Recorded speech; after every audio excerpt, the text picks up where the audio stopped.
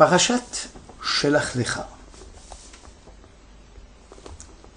Le Midrash, au nom de Rabbi Acha Hagadol, commente le verset d'Isaïe, chapitre 40, verset 7.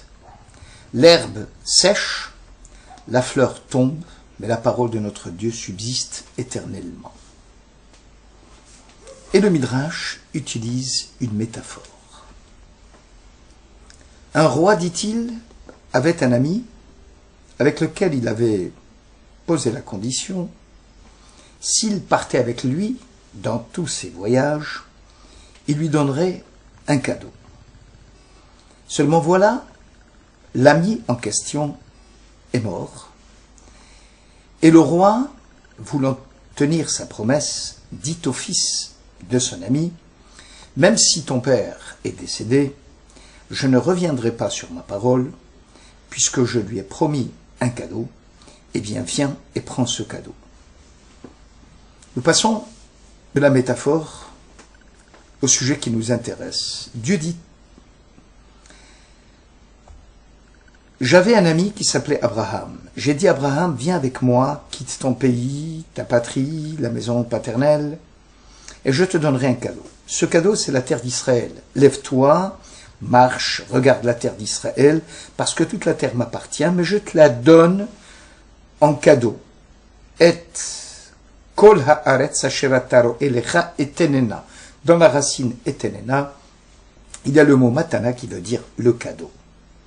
Donc même si j'avais promis à tes ancêtres de leur donner la terre et qu'ils sont morts, eh bien sache une chose, que la parole de l'Éternel subsiste éternellement et que je te donnerai cette matana.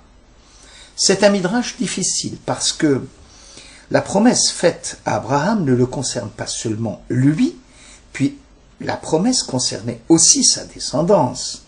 Prenons la Genèse au chapitre 12, verset 7. « Je donnerai à ta descendance ce pays. » Ou alors, le pasouk, même le verset que le Midrash rapporte, « La terre m'appartient, tout ce que tu vois, je te le donnerai. » Mais la suite du pasouk, du verset, « Je la donnerai aussi éternellement à tes enfants. » Ou « Zar'acha ad olam. »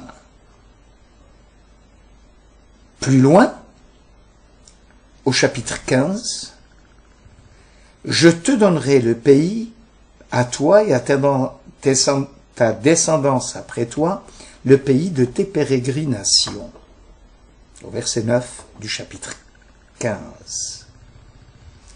Donc, première question qui va nous intéresser.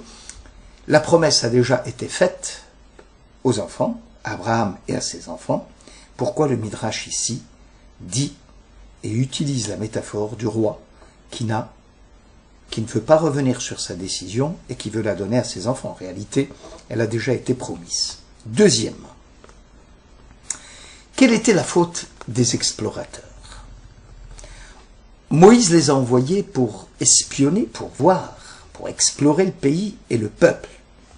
Et tout ce qu'ils ont raconté, en réalité, c'était juste. Je lis, je traduis, écoute, le peuple qui habite ce pays est puissant. Les villes sont fortifiées, très grandes. Nous y avons vu les enfants de Anak. Les Nombres au chapitre 13, verset 28.